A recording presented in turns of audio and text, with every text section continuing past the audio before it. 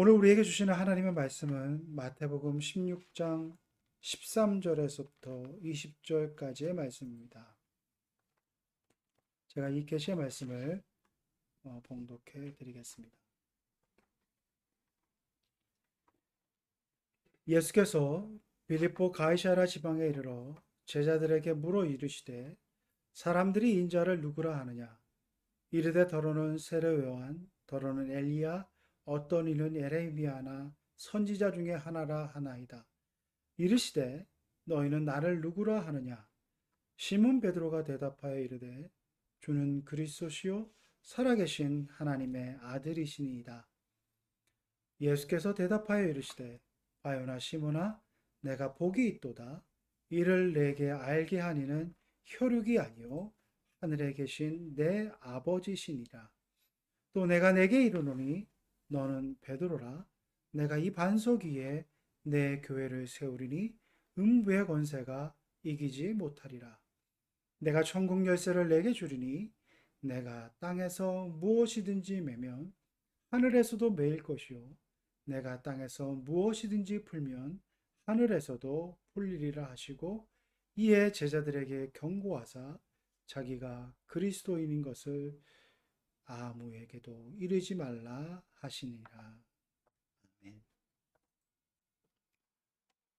오늘 본문의 말씀은 기독교 신앙에 있어서 어떻게 보면 핵심적인 그 신앙의 고백을 기록하고 있는 본문이어서 많은 분들이 한 번쯤은 신앙생활 하시는 분들은 들어보셨을 구절입니다.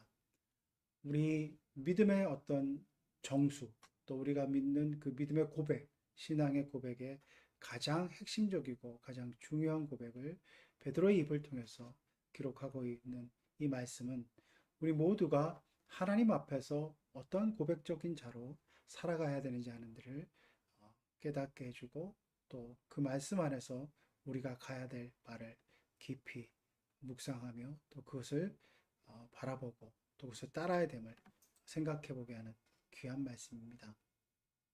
오늘 본문의 말씀은 그러한 어떤 중요성을 가지고 또 우리가 늘 많이 알려져 있고 또 늘 가까이 하는 말씀인데 이 말씀을 더욱더 폭넓게 또 깊이 있게 이해하려고 하면 장소적인 배경을 먼저 생각해 봐야 됩니다. 오늘 13절 말씀은 이렇게 시작이 됩니다. 예수께서 빌립보 가이사랴의 지방에 이르러 제자들에게 물어보셨다. 이렇게 본문의 말씀은 기록해 주고 있습니다. 빌립보 가이사라고 하는 지방의 어떤 특성을 먼저 우리가 생각해 봐야 된다고 하는 것입니다. 가이사라라고 하는 지방이 지중해 연안에 있습니다. 이 가이사라라고 하는 지방은 유대 시대, 즉 지금 예수님 당시의 그 시대에 있어서 로마의 지배를 받는 그곳을 다스리는 로마의 행정 수도와 같은 역할을 하고 모든 군사적, 정치적 요충지로서의 역할을 하고 그러한 것들을 감당하는 수도였습니다. 그러한 도시였고 그 가이사라고 하는 그런 이름을 붙여서 이 헤롯이 그 이제 황제에게 헌정하고 그런 것을 가지고 있는 그런 아주 번성한 도시였습니다. 근데 이 빌립보 지방에 있는 가이사라, 이렇게 빌립보 가이사라라고 이름을 붙은 곳은 그 지중해에 있는 가이사라와는 다른 곳입니다. 어떤 곳이냐면 갈릴리 호수에서 한 40km 정도 북쪽으로 가고 그 헐몬산이라고 있는 그 산, 우리식으로 표현하자면 한 백두산보다 조금 더 높은 그 헐몬산 인근에 있는 그 지역을 말하고 있습니다. 이 가이사라 빌립보, 이것은 그 헤롯 필립이라고 하는 그 사람이 이 도시를 다시 한번 재건하여서 그것을 황제에게 봉헌한 그런 도시였습니다. 성경에는 헤롯이라고 하는 이름이 많이 나오게 됩니다. 근데 헤롯의 그 이름들은 그 헤롯 대왕과 헤롯 필립 뭐 이런 식으로 해서 헤롯 이후에 아들들의 이름과 함께 헷갈리게 해서 이렇게 많이 언급이 되기 때문에 동일 인물이 아닌가 착각할 때도 있지만 여기 나와 있는 빌립이라고 하는 헤롯 필리포라고 하는 이 사람은 헤롯 대왕의 아들로서 그 왕권을 물려받은 다음에 이 로마 제국의 환심을 사기 위해서 이 가이사라라고 하는 도시를 짓고 거기서 자기 이름을 붙이고 거기다가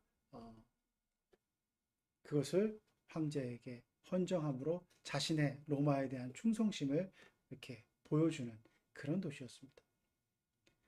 그리고 이것은 단순히 그 당시뿐만 아니라 그 이전에 구약시대에도 바알신을 섬겼고 구약시대에도 많은 우상을 섬겼던 그런 그 도시적인 배경이 있습니다. 그만큼 왕성한 도시였고 그만큼 어떻게 보면 우상 숭배가 성행했던 도시였습니다. 그리고 이것은 즉 권력과 힘의 그런 모습들이 만연해져 있는 그런 도시의 모습을 그대로 반영하고 있습니다. 이러한 곳에서 예수님께서 제자들에게 물으신다고 하는 것입니다. 너희들은 나를 누구라고 하느냐라고 이렇게 물으신다고 하는 것입니다. 이 가이사라 빌립보라고 하는 지방이 가지고 있는 특성, 즉 황제의 권력과 물질의 힘과 또 우상숭배의 이런 여러 가지 혼탁한 시대적 흐름들은 당시의 흐름만 있는 것이 아니라 오늘 우리들에게도 시사하는 바가 생각이 되어집니다. 돈의 논리와 힘의 논리와 또 혼탁한 가치관의 많은 그런 위험과 유혹들이 도사리고 있는 오늘을 살아가는 우리들에게도 이 가이사라 빌립보가 던져주는 그런 장소적인 의미에서의 물음이 동일하게 우리에게도 다가온다라고 하는 것입니다. 바로 그렇게 돈과 권력과 여러 가지 혼탁한 가치관의 혼돈 속에서 예수님께서 제자들에게 너희는 나를 누구냐라고 물으신다라고 하는 것입니다. 사람은 아무리 자기가 깨끗하게 살려고 하고 또 그렇게 많은 것들을 스스로를 지키며 살아가려고 한다 할지라도 주변의 환경에 영향을 안 받을 수가 없습니다. 도도하게 흐르는 시대의 흐름과 그 시대상 속에서 소위 말해서 시대정신이라고 하는 것에 자기 자신이 노출되어질 수밖에 없고 그 가운데서 영향을 많이 받을 수밖에 없는 것이 연약한 개인의 모습이라고 하는 것입니다. 공동체 안에서 주어지는 여러 가지 환경과 그런 요건들 속에서 나 혼자 그것에서 떠나서 나 혼자만이 이렇게 살아간다고 하는 것은 많은 한계가 있을 뿐만 아니라 그 가운데서 오는 갈등의 요소들이 참 많이 있다고 하는 것입니다. 그렇다면 그렇게 공동체 속에서 살아가고 있는 개인의 모습 속에서 예수님께서는 그렇게 영향받을 수밖에 없고 그렇게 환경에 지배받을 수 없는 각자에게 너희는 그 환경 속에서 그 영향 속에서 나는 누구라고 고백하느냐라고 이렇게 물으신다고 하는 것입니다. 제가 서두에도 말씀드리고 그렇게 말씀을 이어나가는 부분은 무엇이냐 하면 환경적 요인에 대해서 그 누구도 예외일 수는 없다라고 합니다. 그 누구도 나는 이 모든 것에서부터 구별되어지고 차단되어지고 그렇게 해서 사회성 자체를 격리시켜 나가는 그런 삶을 살아가는 사람이라 할지라도 은연중에 많은 부분에서 영향을 받을 수밖에 없다라고 하는 것입니다. 이것을 전제로 하고 생각해 보면 이렇게 생각해 볼 수 있습니다. 오늘 우리가 고백하고 있는 예수님, 오늘 우리가 고백하고 있는 신앙의 많은 모습들은 과연 무엇으로부터 영향을 받고 있는가? 그것을 예수님께서는 첫 번째로 제자들에게 물으셨을 때 제자들의 반응은 이렇게 나왔습니다. 예수님께서는 이런 분입니다 라고 제자들은 먼저 이렇게 고백을 합니다. 더러는 세례 요한, 더러는 엘리야, 어떤 이는 에레미야 라는 선지자 중에 하나입니다. 이렇게 말해주고 있습니다. 예수님을 가리켜서 제자들은 예수님에 대해서 세상의 평판을 얘기하고 있습니다. 세상 사람들이 예수님을 선지자라고 이렇게 생각하고 있습니다 라고 얘기했습니다. 당시 유대의 전통과 유대의 흐름 속에서 그 영향 속에서 선지자가 가지고 있는 의미는 무엇이냐 하면 바로 능력과 이적을 통하여서 자신을 증거해 보일 수 있는 사람, 그러한 사람들을 선지자로 여겨지는 경향과 풍습이 있었습니다. 예수님이 하신 일들을 사람들이 보았습니다. 정말 말씀으로 죽은 자도 살리시고, 말씀으로 병든 자들을 고치시고, 말씀으로 정말 떡 5개와 물고기 2마리로 5,000명을 먹이는 누구도 상상할 수 없는 그 일을 감당하시고 많은 이적들을 행하시는 모습을 보고 세례 요한이 환생했다, 엘리야가 왔다, 에레미야가 왔다, 즉 그러한 능력의 모습, 나에게 효능감을 줄 수 있는 그 모습을 보고 이제는 내가 따를 수 있고 내가 저분을 믿음으로 말미암아 저분이 가지고 있는 능력을 나의 것으로 삼아 나도 저분과 같은 능력을 행할 수 있는 존재로서의 삶을 살아갈 수 있는 가능성을 보고 그렇게 선지자로서의 예수님을 고백하고 있다고 하는 것입니다. 당시대의 평가는 더욱더 성자들을 갈망했습니다. 왜냐하면 식민지 상황이었고 삶이 너무나 핍박 속에 있었고 삶이 너무나 궁핍하였기 때문에 그 선지자를 바라는 그 갈망 속에서, 즉 하나님께서 선지자 중에 메시아를 보내주셔서 우리를 구원해 주셔야 된다고 하는 그 메시아 대망사상이라고 하는, 즉 우리를 구원할 수 있는 강력한 메시아가 오실 것이라고 하는 그 마음이 일반 백성들 사이에서 팽배했다라고 하는 것입니다. 그래서 사람들은 예수님의 그 능력의 행하심을 보고 이분은 선지자의 한 분이고 어쩌면 우리가 기다리는 메시아일 것이라고 하는 예수님의 능력을 보면서 그렇게 얘기하고 그렇게 생각하고 있다는 것을 제자들이 예수님한테 말씀을 드렸던 것입니다. 당시의 상황과 분위기, 또 당시의 시대적 흐름으로 봤을 때는 충분히 고백되어질 수 있는 고백이었습니다. 그리고 아마 합리적이고 일리 있는 고백이었을 것입니다. 그런데 예수님은 그 고백에서 머무르거나 만족하지 않으셨습니다.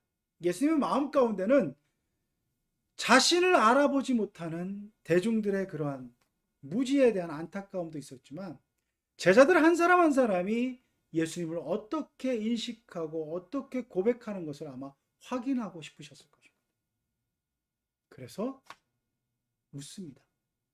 너희는 나를 누구라 하느냐라고 묻습니다.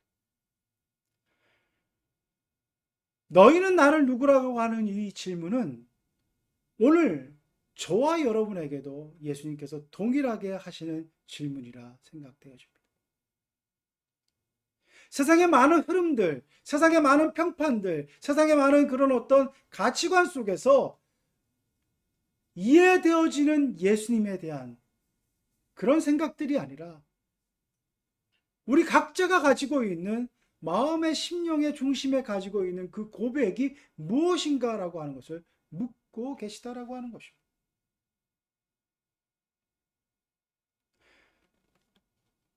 우리는 우리가 가지고 있고 우리가 생각하는 예수님 상이 있습니다. 그것은 많은 주변의 영향을 통해서 그려질 수 있는, 우리가 어렸을 때부터 들었던 말씀, 어렸을 때부터 생각했던 것들을 통해서 많이 그려지는 부분들이 있을 것입니다. 최근의 연구를 통해서 예수님 당시에 예수님의 모습이라고 가장 근접한 모습이라고 복원되어져 있는 사진을 본 적이 있습니다. 아마 여러분도 검색해서 보시면 그 연구진, 고고학적인 그런 연구진이 그 고고학적 발굴을 기초로 해서 예수님 당시에 가장 보편적인 그 유대인의 모습, 즉 예수님의 형상과 가장 유사할 것이라고 하는 예수님의 형상을 복원하던 사진을 검색해 보시면 쉽게 찾으실 수 있을 것입니다. 그 사진의 모습을 보시면 여러분 좀 충격적이실 수 있습니다. 여러분이 생각하시는 예수님의 모습과는 많이 다르다는 것을 느끼실 것입니다.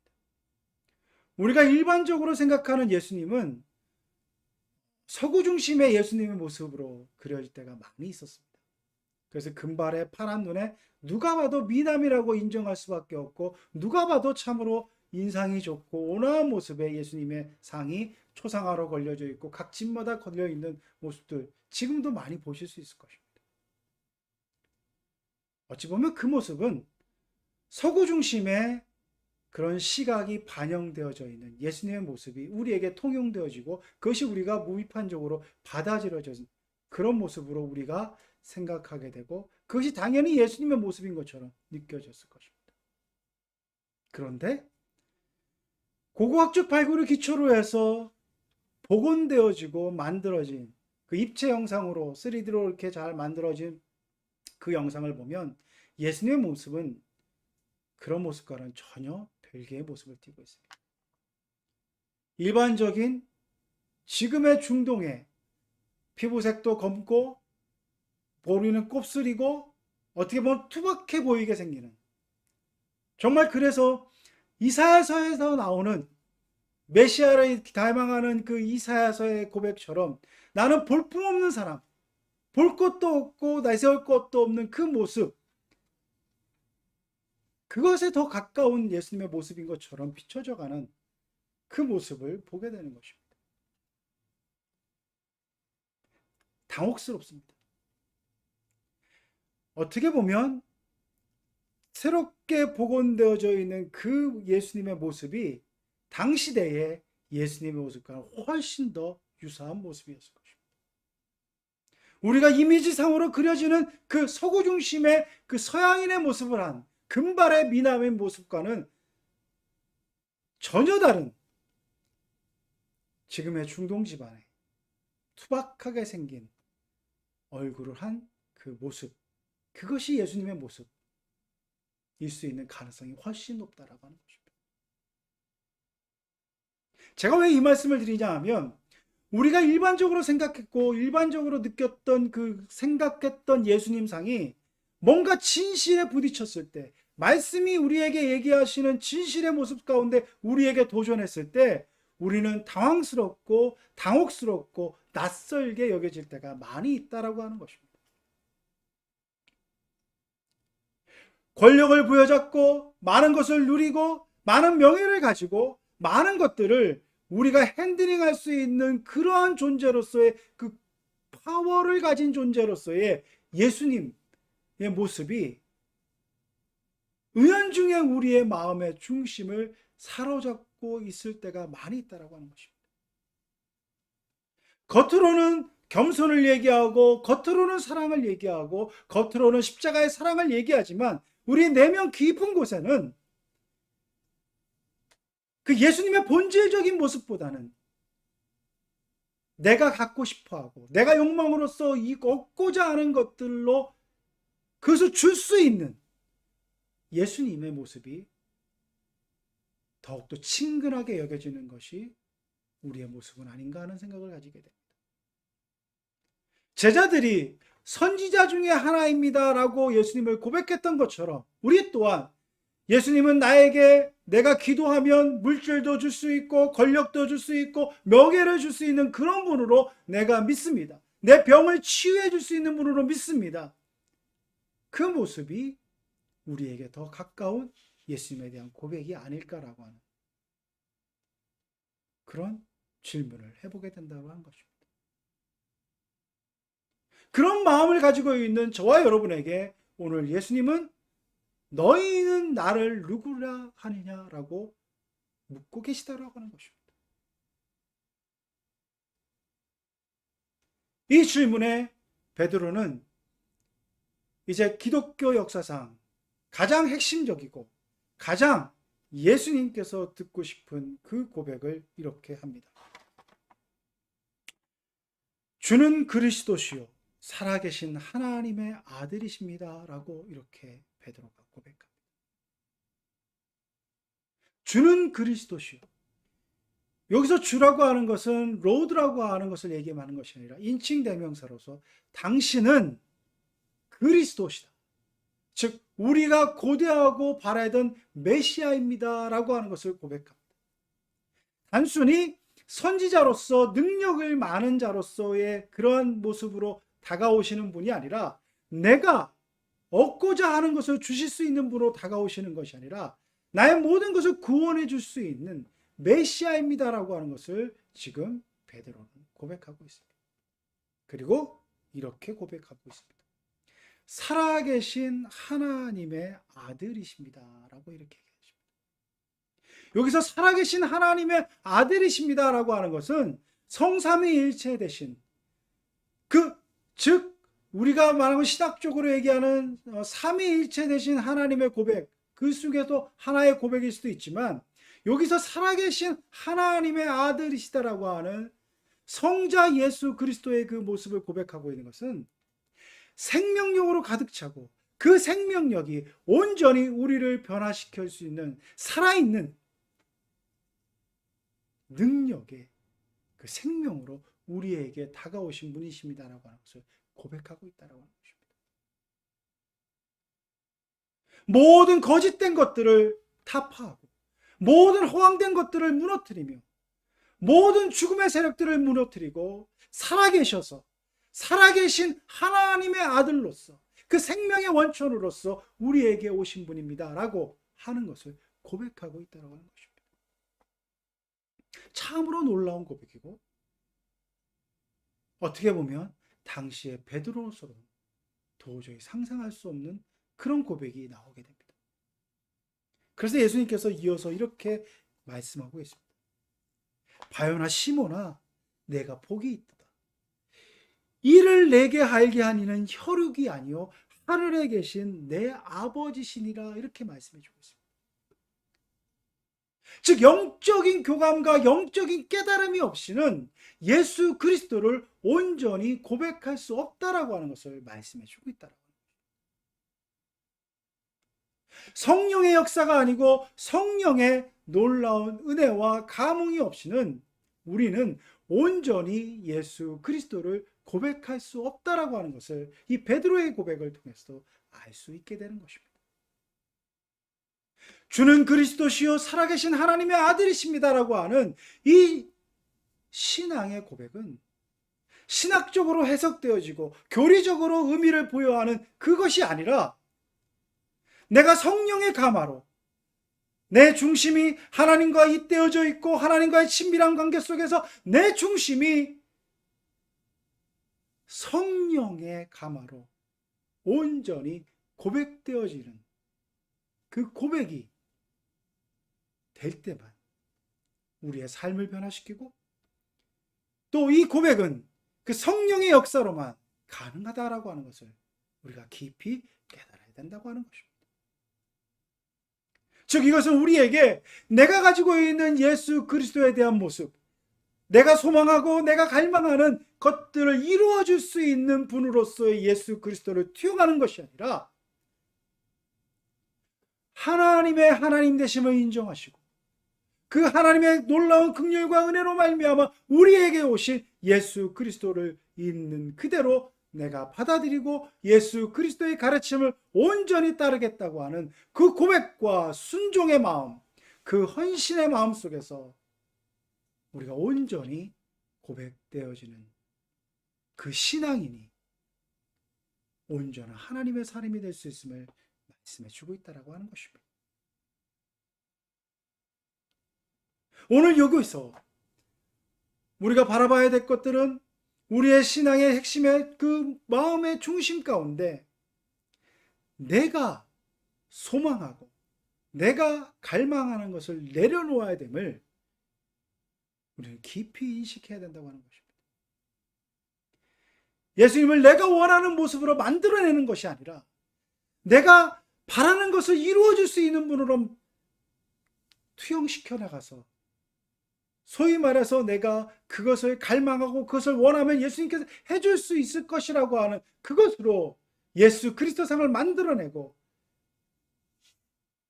그래서 정말 모든 것들을 해낼 수 있는 능력자로서 예수님의 모습을 그려내는 것으로 나의 믿음의 고백을 만들어가는 것이 아니라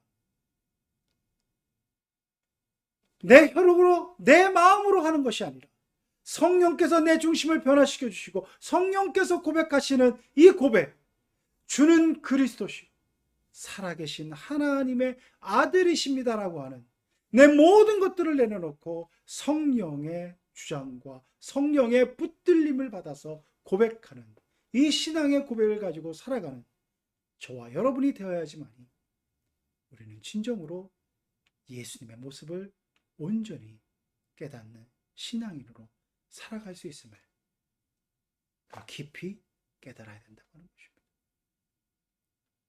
우리는 너무나 쉽게 우리의 생각과 우리의 바램과 우리의 방향성들을 예수님의 모습이라고 얘기하고 예수님의 가르침이라고 얘기할 때가 얼마나 많은지 모릅니다.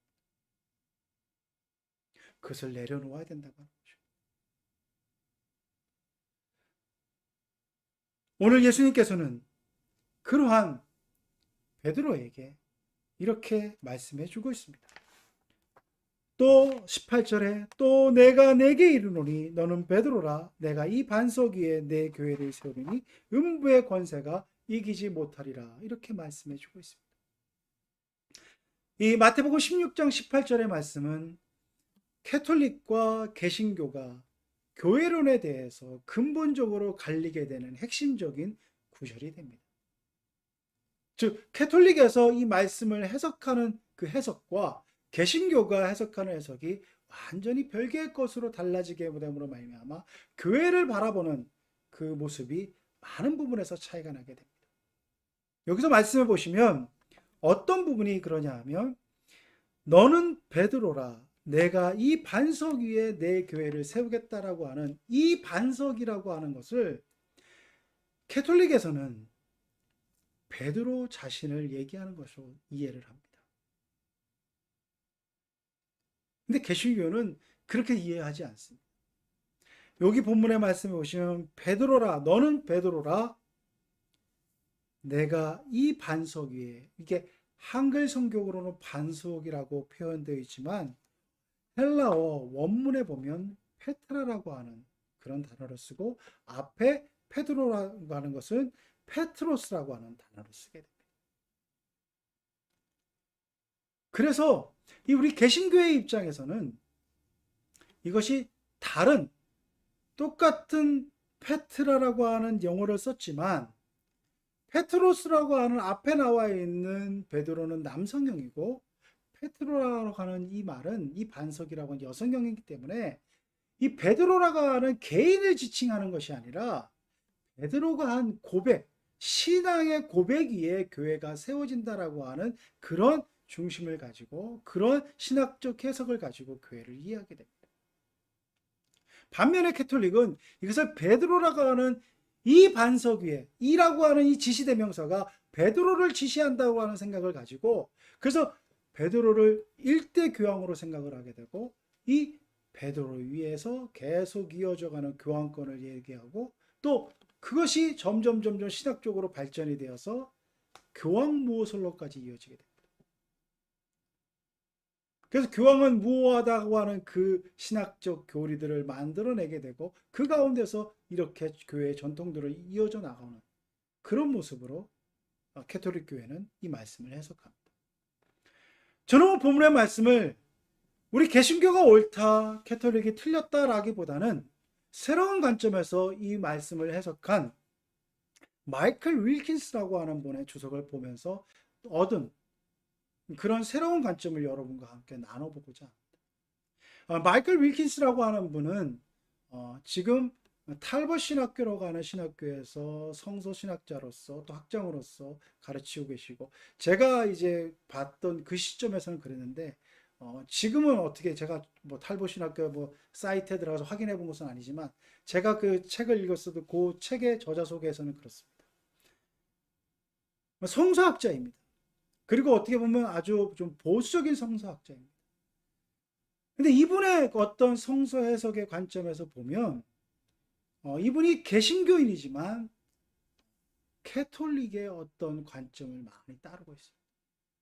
이 지시대명사 이 반석이라고 하는 이것은 베드로를 가리키는 것이며 이 베드로를 가리키는 데 있어서 즉 이 페트라라고 하는 여성형을 써서 또 이것이 베드로가 아니라고 하는 이 개신교의 기본적인 관점과는 조금 다른 해석을 가지고 있는 이유가 뭐냐면, 페트로스나 페트라라고 하는 것은 고대의 언어에서 함께 혼용되어서 사용해졌던 것이고, 왜 뒤에 여성형을 썼냐 하면 그 언어의 유의로서 똑같은 동호 방법을 하는 것보다는 조금 다른 형태를 쓰는 것이 더 언어를 정말 고급스럽게 하고, 또 문장의 흐름 속에서 그렇지 않습니까? 앞에 했던 문장의 단어를 그대로 쓰는 것보다는 뒤에 그 문장과 동일한 의미이지만 다른 언어를 쓰는 것처럼, 그런 관점에서 이것을 접근해나고 해석해내고 있습니다.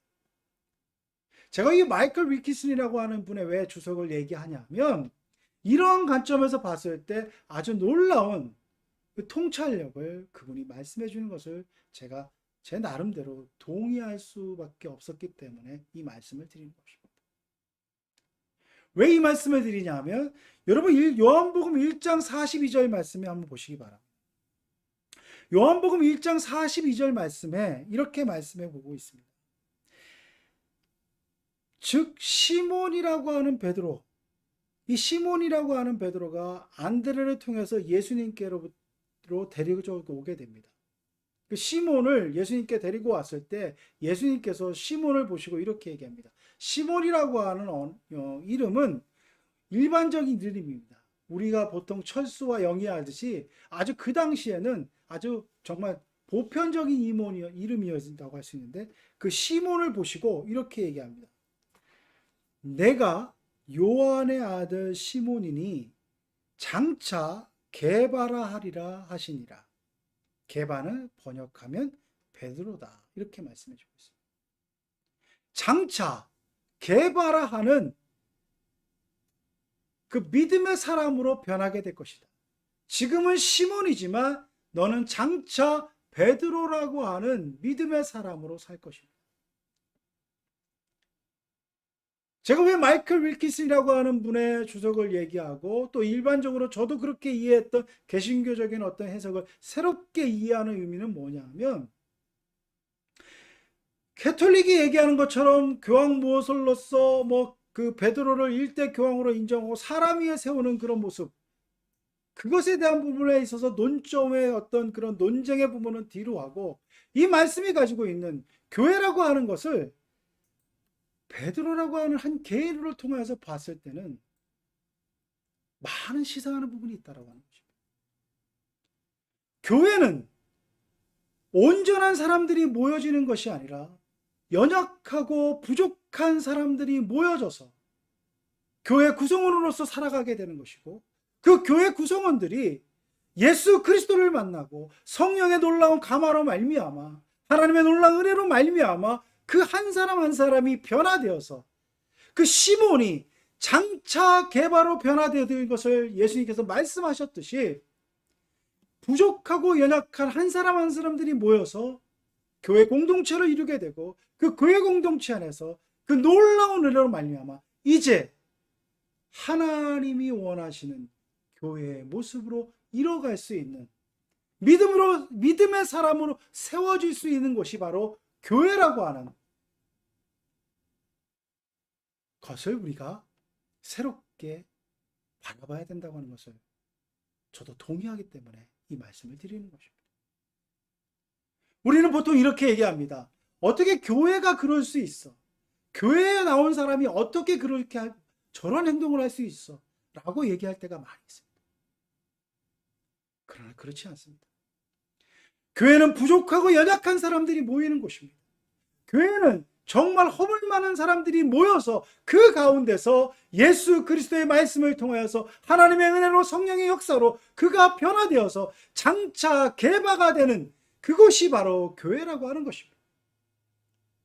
이러한 관점에서 교회를 바라보게 되면, 저 사람 때문에 교회가 안 돼, 저 사람 때문에 내가 교회 나오기 싫어, 저 사람 때문에 우리 교회가 큰일 났어 라고 말을 할 수는 없다라고 하는 것을 우리가 깨달아야 된다고 하는 것입니다.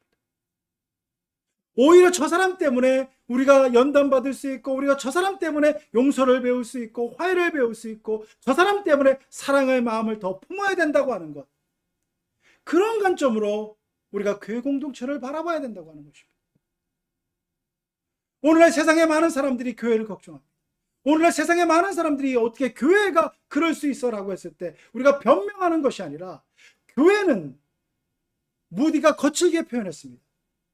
재활용품들이 모여있는 쓰레기통이다, 이렇게 말했습니다. 그것은 무엇이냐면, 교회라고 하는 곳에서 모여져 있는 그 군상들의 모습은 거룩한 성도의 모습이 아니라고 하는 것입니다. 한 사람 한 사람의 부족함이 있고 한 사람 한 사람의 허물이 있고, 그것을 용납하고 받아들여서 교회 공동체 안에서 그리스도의 사랑으로 그들을 변화시켜 나가는, 그것이 바로 교회라고 하는 것입니다. 이러한 관점에서 교회를 바라보게 되면 저와 여러분의 마음 가운데는 새로움이 열리게 됩니다. 정죄의 마음, 비판의 마음, 판단의 마음보다는 용서와 수용과 끌어안음과 용납의 마음들을 가지고 우리가 교회 공동체를 바라볼 수 있게 된다고 하는 것입니다. 주님은 우리에게 너희는 나를 누구라고 하느냐고 물으실 때, 내가 기존에 가지고 있던 가치관, 내가 기존에 가지고 있던 생각으로 머물러 있는 것이 아니라, 통상적으로 시대 정신과 시대의 흐름 속에서 매몰되어져 있는 내 자신 속에서 생각되어져 있는 그 예수상이 아니라,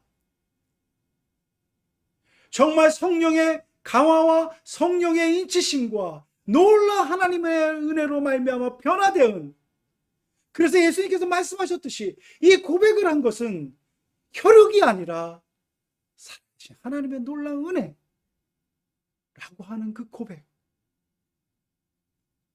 주는 그리스도시요 살아계신 하나님의 아들이십니다라고 하는 이 베드로의 고백이 저와 여러분의 고백이 되어야 된다고 하는 것입니다. 저는 감히 여러분에게 이렇게 도전하겠습니다. 여러분이 가지고 있는 기존의 예수상을 내려놓으십시오. 버리시고 이제 하나님께서 우리에게 친정으로, 성령께서 우리에게 말씀하시는 그 예수님의 진정한 모습, 그 모습을 고백하며 베드로의 고백과 같은 그 고백이 저와 여러분의 고백이 되는 귀한 성도로 살아갈 수 있기를 간절히 바랍니다. 함께 기도드리겠습니다. 하나님, 참 뭣도 모르면서 많이 아는 것처럼 얘기했고, 우리의 생각에 꽉 사로잡혀서 살면서도 그것이 하나님의 말씀이냐, 하나님의 가르침이냐 우기며, 새로운 가르침, 성령의 새로운 역사, 성령의 새로운 조명하심을 나의 완고한 고집과 아집과 잘못된 생각으로 가로막고 있진 않았는지요. 주님, 두렵고 떨리는 마음으로 늘 주의 말씀 앞에 서게 해주시고, 늘 두렵고 떨리는 마음으로 성령의 조명하심과 성령의 깨달으심과 성령의 인도하심에 민감한 마음으로 주님 앞에 나아가는 우리가 될 수 있도록 성령이여 인도하여 주시옵소서. 그래서 주님께서 너희는 나를 누구라고 고백하냐고 물으실 때, 정말 베드로가 성령의 놀라운 역사 가운데 주는 그리스도시요 살아계신 하나님의 아들이시다라고 하는 고백을 드렸던 것처럼, 이 고백이 우리 모두의 고백이 될 수 있도록 성령이여 우리를 인도하여 주옵소서. 예수 그리스도의 이름으로 간절히 기도드리옵나이다.